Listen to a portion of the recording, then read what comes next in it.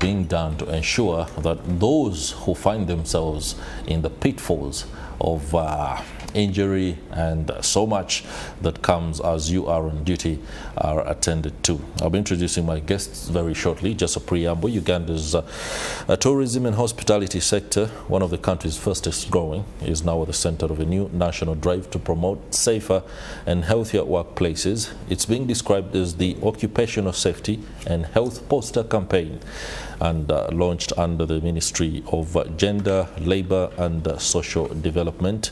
The campaign is a joint effort. It has with it Enable in Uganda, the Ministry of Gender, Labour and Social Development, the National Organization of Trade Unions, the Central Organization of Free Trade Unions, as well as the Federation of Uganda Employers. I have with me Daniel Opio. He's a labour rights and social dialogue expert with Enable in Uganda. Mr. Moses Mauku, General Secretary of the Uganda Hotels, Food, Tourism, Supermarkets and Allied Workers Union. He's also a honcho at the Central National Organization of Trade Unions, that is NOTU. Gentlemen, many thanks for making time for Morning at NTV this morning. Let me begin with Mr. Opio, and you are from Enable Uganda, Labour Rights and Social Dialogue expert. Just bring us up to speed with what Enable in Uganda's role is in this particular campaign and what it entails for the rest of us. Thank you so much. Good morning, our viewers.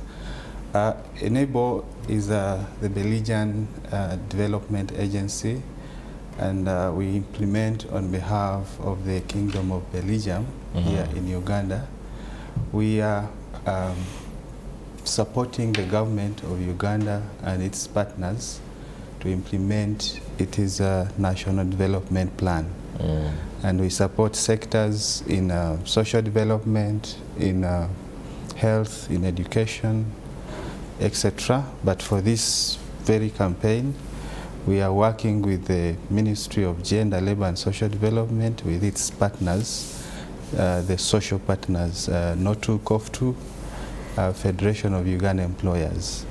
So we are implementing a program called Decent Work and Social Protection in Uganda here. And that's why we are, among the activities that we are implementing, we have a campaign, a poster campaign, which we have co-created with the ministry, with the unions and employers together. Of course, we have been supported by our experts from Belgium. They are called the Federal Public Service for Labour. They supported us to co-create a campaign that we are rolling out now to the tourism and hospitality sector in Uganda. This campaign aims to raise awareness of the sector actors on issues of safety and health at the workplaces. Yeah. Okay, thank you very much. Mr. Moses Mauku, you are in the thick of it all when it comes to the various sectors where occupational health is a compelling aspect that ought to be at the forefront of any discussion, especially when you look at the movement towards creating a more transformative economy that is productive. Bring us up to speed with the campaign, but most importantly, what the thrust is for NOTU and the other stakeholders in the food and tourism industry. Well, to begin with is to salute Ugandans and viewers of NTV in particular. And I would only begin on the issue of trying to highlight what occupational safety and health is and what it means to a worker. Occupational safety and health deals with preventing harm from any incidental hazards at the workplace that could arise and or that could cause harm or any injury or even death to an employee in the work environment. Occupational safety and health is one of the core conventions of the International Labour Organization. Actually, it was adopted in 2022 as the 9th core convention among the ILO conventions. Under the circumstances, it is important that we roll out a program that promotes implementation, observance of this as a worker's right in the workplaces, because it's all about life. If you are not healthy, you cannot work. If you are injured, you can't work. So it's only a worker who is healthy who can offer his or her services. Occupational safety and health or injuries at work have or manifest in different dimensions. We have various categories of hazards that we interface with, at the workplace. We have those that are physical, things that you see that can cause injury or harm to your health, but there are those that are chemical. I will not get into the details because of time, but we also have ergonomics, how we sit, the space we use to do our work. We also have those that manifest in terms of radiations, excess temperatures, either cold or hot or heat. We also have psychological problems that cause issues with somebody who is in employment. It could be habits like alcoholism. It could be somebody harassing another, and it affects your level of productivity. And the 6th one is biological. We have hazards that are biological, very many. It comes as a result of either poor sanitation. It comes as a result of even COVID-19 is one of the biological hazards that we suffered, and people died in huge numbers. But it is a virus, so it is under the biological hazard. Some people contracted this disease in their work environment. So it is important and necessary that we get to understand the hazards with which we work, and then how do we control ourselves against them, because many of them we can control. But an accident is an accident. Accidents are defined in the law. We have two scenarios. You have what we call industrial accidents and also industrial diseases. And all these two scenarios are defined by the law. But what is important is that Ugandans need to understand we are sometimes not privy to these laws. So when we get opportunity to speak to our workers through media houses like this, it is important to share this knowledge. We have two laws in Uganda. Besides the international law, that is the Occupational Safety and Health Convention 155, the National Constitution of the Republic of Uganda provide for workers to have their occupational safety and health enjoyed in the workplaces. We have two labor laws in relation to occupational safety and health. One is the preventive law, that is Occupational Safety and Health Act, Cap 231, and we also have a remedial law, which is the Workers' Compensation Act, Cap 233.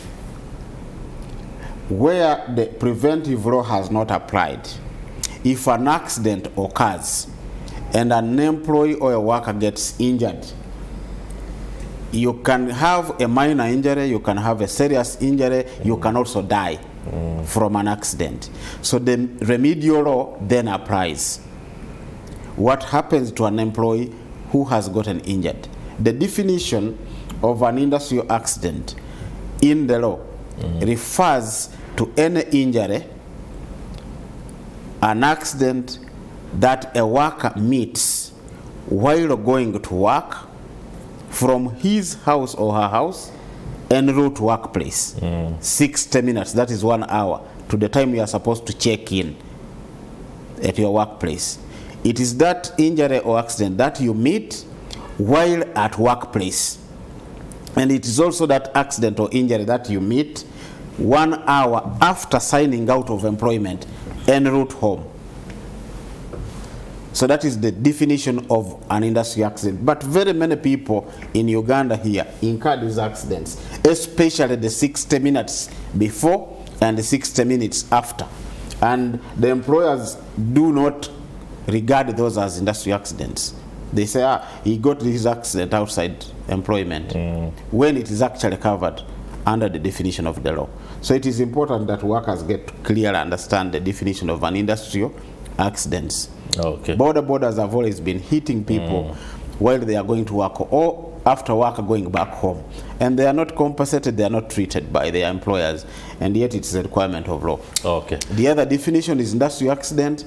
That is an ailment that a worker suffers as a result of performing his or her duties in employment. And very many people also do not comprehend how it is defined and how it is treated in law. But all these things are written in the law. Written in the law. We just have to make time and read some of the laws and the books, despite their volumes. I have even written a small book summarizing the two laws, the key issues that an employee should understand at workplace. So if you get in touch with me, I can share with you a copy of such information. We shall speak a little bit later. I'll be returning to you so that you can take us through exactly why it's the tourism and the hospitality sector that have chosen to be the anchors of this particular campaign. I know the peculiar nature of the injuries that do occur and the challenges that are prevalent, but allow me ask Mr. Opio, how does this campaign fit within the broader efforts to promote decent work and protect workers' rights? Yeah. So I've seen part of the posters going around on our screen. That's right. If you see these posters, we are coming from two angles. The one angle is what Moses has explained, the hard occupational safety and health. You have got the accident, but also on our side we are coming from the soft side of the safety and health at workplaces. The poster which is right now on the screen is about a guest who is arriving at a hotel, and no doubt there are so many guests like that who arrive at the hotel. That's right. And the first thing they are looking at is, who is this young lady or who is this young man, and how do I get hold of her? And the young lady saying, well, I am a worker, I have come to work. I need to, I came in a safe and healthy environment. I need to go home safe. I should not be harassed by a guest who has come. I should not be harassed by a colleague at work. Harassment is also a matter of safety and health. We are also looking at encouraging employers, our managers, to give us, you have given me the job, but you need to give me the tools to use to do the job. Give me, if you are pushing me to the kitchen, give me the things, the gloves. Don't just say, here is your kitchen, start to work. Give me the tools and train me how to use the tools. If you are the manager, we also government is telling the managers or the owners of hotels, the owners of lodges, restaurants, can you buy better equipment which has been certified by various agencies, so that a worker comes to your workplace and interfaces on daily with equipment which has been verified, certified, and you have to train them on how to use. So we are having two angles, the hard side of the safety, which Moses has spoken, and the physical, the soft areas.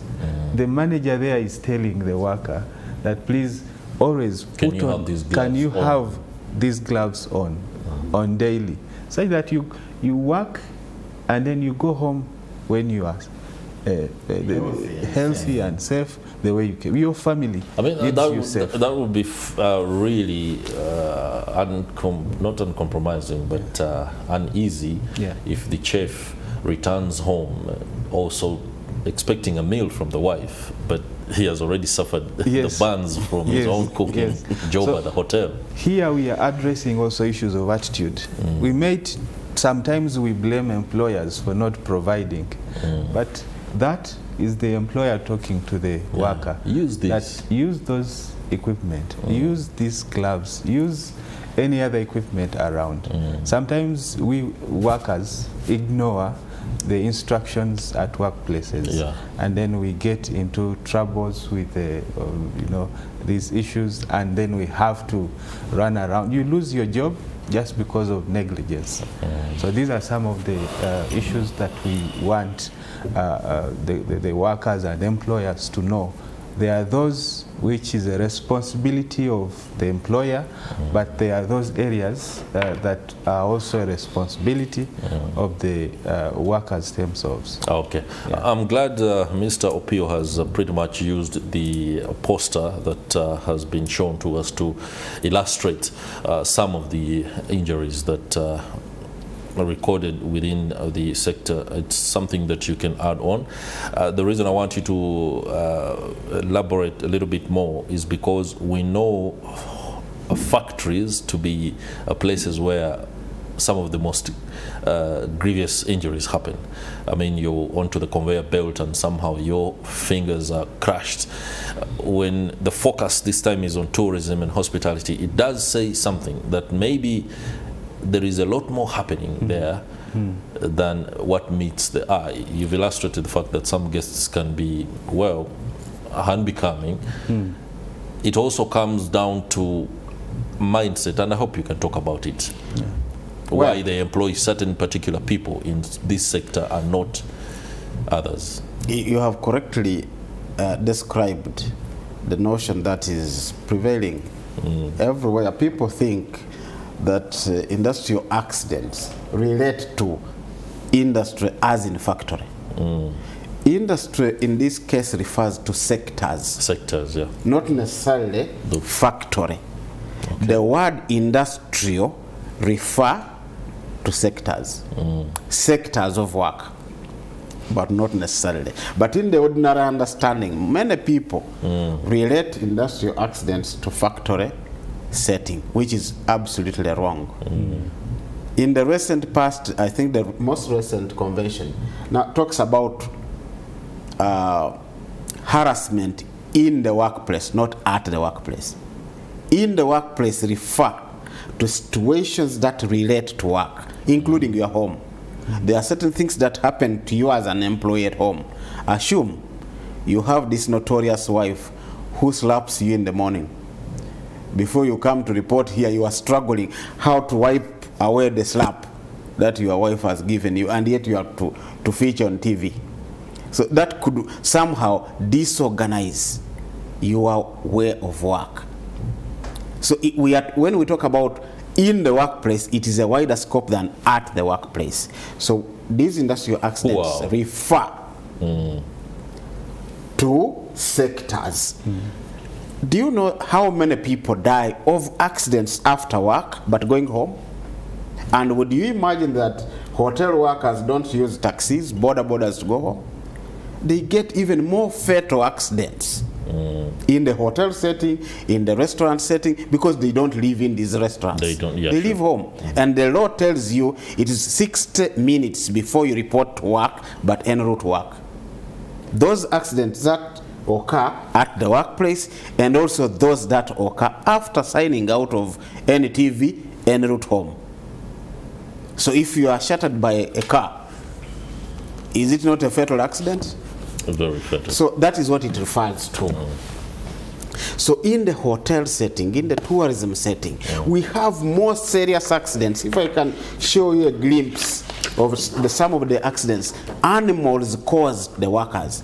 In Uganda Wildlife Authority, for example, animals have battered many of our members. I represent the workers. That is in the national parks and yes, I represent, our union represents the workers of the Uganda Wildlife Authority. There are several accidents that are reported almost on a weekly basis.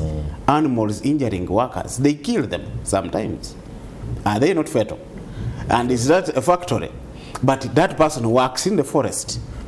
The workers in the forestry, they meet a lot of accidents at their workplace in that setting. So the focus on tourism and hospitality is just timely. We are opening up to the world to understand that there are even more fatal accidents in other sectors other than. It is very easy to protect a conveyor belt by just fabricating some wooden box and cover. How do you protect an elephant from injuring a worker? It's more difficult. But there are workers who deal with, if you only knew how these rhinos are breeded. A rhino is followed by an employee 24 hours a day, every day of its life. There is a worker watching a rhino. Every moment of its life, there is a Ugandan person deployed to watch that rhino in patterns. That is right. This one, the shift ends, they hand over that rhino to another person. And do you think a rhino is not a very dangerous animal? So all those are hazards that these people relate or work with. They have to be protected. Like Pio is saying, you have to train these people how to guard against their. In the bush there are so many things that happen. They suffer a lot of pierces from the wood. So there are several things that happen where people must be kept informed about how to protect themselves, and two, how then to report when an accident occurs. Okay. What is the responsibility of government on matters of industrial accidents and industrial diseases? What are the responsibilities and roles of an employer? What are the roles of a union? They are all written in the law. And what are the responsibilities of the worker, him or herself? All these things are written, and people just need to get this information so as to best protect themselves and know what to do if an accident actually happens. How do you get compensated? The law provides that the employer is bound to treat this employee until the employee heals or dies. Wait a minute. Yes. That is explicitly stated like in the law. It is the duty of the employer to treat this worker, whether 6 years of an industry accident, until this person heals. If the affected employee heals, a medical doctor or a medical practitioner qualified will assess the degree of injury or incapacitation the accident has caused this worker, and then he awards him the percentage of loss or percentage of incapacitation that is then compensated, not directly by the employer, because the very law compels the employer to insure the worker of his or her life. So it is the insurance that pays, and the insurance also pays back the costs of treatment the employer has been incurring. All right, thank you very much. Some very enlightening information there, something that changes perspectives on how we see certain things. But let me just keep to the mindset aspect as we wind up this conversation. How are you helping the management, especially, to come on board in being agreeable to some of these revelations and getting on board in terms of helping those who could find themselves victims within their spaces? Like I said at the beginning, we are just a development agency. More or less, we support government and its partners. And for this case, we have Government of Uganda under the Ministry of Gender, Labor and Social Development. We are working with the Departments of Labor and the Department of Occupational Safety and Health. And then we have also the Federation of Uganda Employers. This is an apex association of all employers in the country. And then we have Moses and the unions. how we are helping employers and the workers get on board is first to launch. We launched this poster campaign at international level during the International Convention for Occupational Safety and Health, which happened. But we are now rolling this campaign to all sector actors, workers and employers at national level. We want to take this message to them so that they be informed and appreciate that addressing issues of safety and health is a benefit to both the employer and the worker. It's not a cost. But we want also to change the mindset of both the employer and the worker on matters of safety and health. So for me and us, we are taking on this campaign, but also with several other activities that we are working on together with the unions and employers and government. We are slowly getting to them at the enterprise level. We have started at national level, now we are at enterprise level. We come to your hotel, we speak to the workers, we speak to the management, and we make them understand that really putting in place standards and safety and health is a benefit to both the employer and the worker. Okay, thank you very much, gentlemen. Daniel Opio, Labour Rights and Social Dialogue Expert at Enable Uganda. Moses Mauku, General Secretary of the Uganda Hotels, Food Tourism, Supermarkets and Allied Maybe, Workers. can I just add one? A minute? Just one, even 30 seconds. For those of you who are out there that are interested in accessing some of these poster campaigns, you could come to us. We sit at the Ministry of Labour at the basement or ground floor.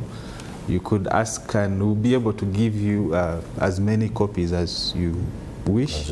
But also Moses has, the unions have online? And also online. You can access them on our social handles. Okay. Thank you very much, gentlemen. And for you out there, especially the employers, safe workers, comfortable workers means more productivity, and the bottom line is more profits. I think it makes perfect sense. That will do it for this particular interview. Do stay with us. Morning at NTV does continue, including the Kickstarter, where we shall be discussing the huge legacy